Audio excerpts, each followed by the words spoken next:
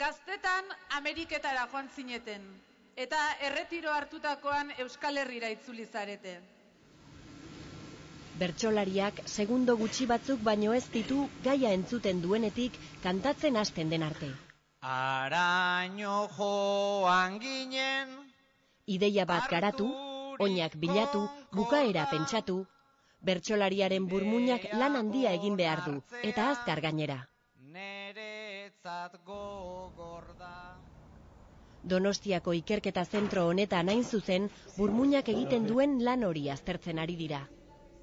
Asier Altuna zinemagilea bertsolari dokumentala prestatzen ari zenean, BCBL-era etorri zen Andoni Egañarekin batera. Bertsoak botatzean, burmuinean zer gertatzen den ikusi nahi zuten. Egañak hitzak memorian gordetzeko garatu duen teknika bereziak ikertzaileen jakin-mina piztu zuen. Berak esan zigun, oso erabitxian, nola Margariten irudi horrekin berak bertsoak prestatzen dituen, ez? Txapelketak prestatu. Orduan, rima bakoitzeko Margarita bat, Margaritaen erdialdean daude hitzak edozein egoeratan erabili daitezkeen hitzak, eta petalo bakoitzean dazka gaiak bezala semantikoki ordenatuta, maitasunaren petaloa, lagunen petaloa, lanaren petaloa eta gozaiek. Eta hor, karreirazi, bombilla piztu zitzaien, da kontxo, hone bai dekala zehose berezia. Bertsoak botatzea, informazioa berreskuratzeko teknikak baliatzea baino zerbait gehiago da. Baina informazioa berreskuratzea oso garrantzitsua da. Hizkuntzaren neurozientzia kognitiboaren galdera klasikoetako bat delako informazioa nola pilatzen den eta nola berreskuratzen den. Burmuinaren hainbat gunetan, eskaeren arabera gertatzen diren aktibazioak ikusi nahi ditugu. De distintas demandas que les hacemos, ¿no? Entonces ellos tienen que hacer todo. Zortzikoak eta koplak sortu behar dituzte. Eta guk ikusi nahi dugu prozesu horiek zenbateraino diren hizkuntzaren ekoizpen normalean gertatzen direnen antzekoak. Los procesos están descritos en la producción normal y entonces lo que queremos ver es en qué medida se asemejan a los que ocurren en la producción normal o no. Hizkuntzaren ekoizpenean parte hartzen duten mekanismo neurologikoak ikertzea da BCBL-ren helburuetako bat. Baina burmuinean gertatzen dena ikustea ordea ez da lan erraza. Informazio baliagarria lortzeko modu sistematizatuan egin behar da ikerketa. Bertsozale elkartearen laguntzarekin 18 bertsolari hautatu dituzte. Tartean, Andoni Egaña bera, Maialen Lujanbio eta Aitor Sarriegi. Hautaketa zaila izan da. Denek baldintza jakin batzuk bete behar dituztelako. Adibidez, euskara amahizkuntza izatea edo eskuineko eskuarekin idaztea. Baina proposamena jaso duten bertsolari guztiek esan dute baietz. Proposamena intzi duten, prestengo gineteken olako ikerketa baten edo akuri bezala edo parte hartzeko. Eta nik egia esanen un bi aldiz pentsatu eta gainea kuriosidadez edo jakin minez hartu non eta ez dakit, ez dut esango gogoan eukanik egiteko, baina bai, zalantza egin hon izan. Bertsolari ez gainera, beste bi taldeari dira ikerketa honetan parte hartzen. Bertso eskoletako ikasleak eta bertsotan eskarmenturik ez daukaten euskaldun zaharrak. Es muy importante tener los grupos igualados en distintas condiciones. Taldeak bertsolarien ezaugarrien arabera aukeratu ditugu. Oso garrantzitsua da haien artean parekatuta egotea, aurkitzen ditugun desberdintasunak, bertsotan duten trebetasunari lotzeko.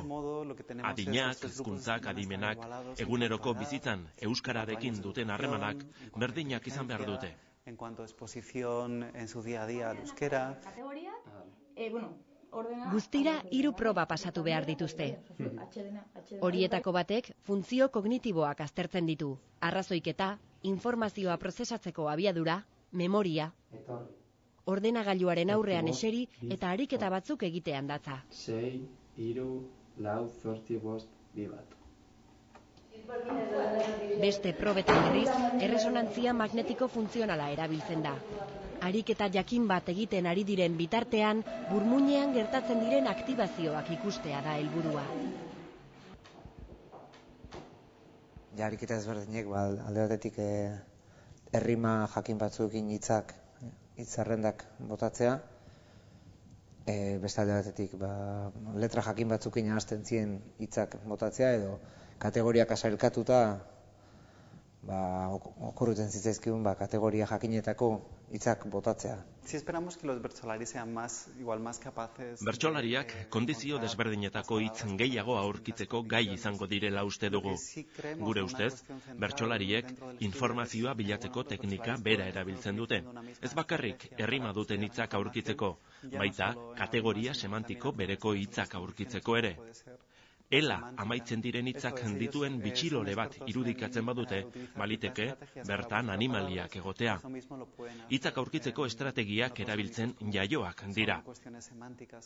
Gaur egun, hipotesi bat da.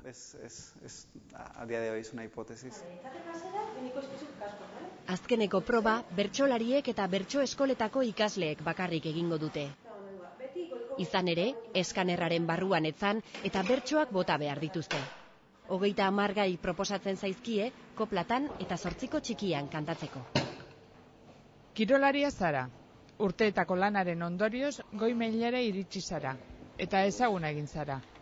Gaur lehen aldiz, ume bat etorri zaizu autografo eske. Zorte handirik ez dut, izan lehen bizitzan, beti ibili bainaiz, besteen gerizan, pozik firmatu diot, izar baten gisan, eta azkenekoa ez dadila izan. Burmuinaren aktibitatea aztertzen dugu, gaia entzuten, bertsoa prestatzen eta bertsoa botatzen ari diren bitartean. Gaia jarri, oain ez pentsatu, ez pentsatzea eskatzea, asko eskatzea da, behin gaia jakinda. Eta gero, oain pentsatu eta oain hasi kantun. Makinan erritmo di azkenen edo, hemen ikerketa bat da, eta ulertzen duzu, baina arrarona hori iken da normalen erabaki horiek gu hartzen gaudelako ituta. Los bertsolaris son personas... Bertsolariek hizkuntzaren ekoizpenak kondizio berezietan egin behar dute.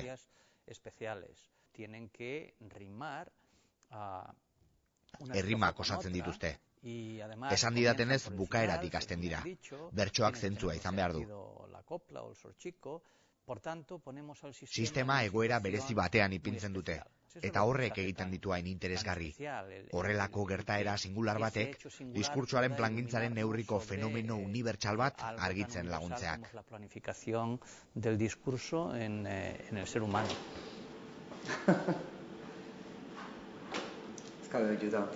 Parte hartzaileak oraindik probak egiten ari diren arren, ikertzaileak dagoeneko hasi dira orain arte jasotako informazioa prozesatzen.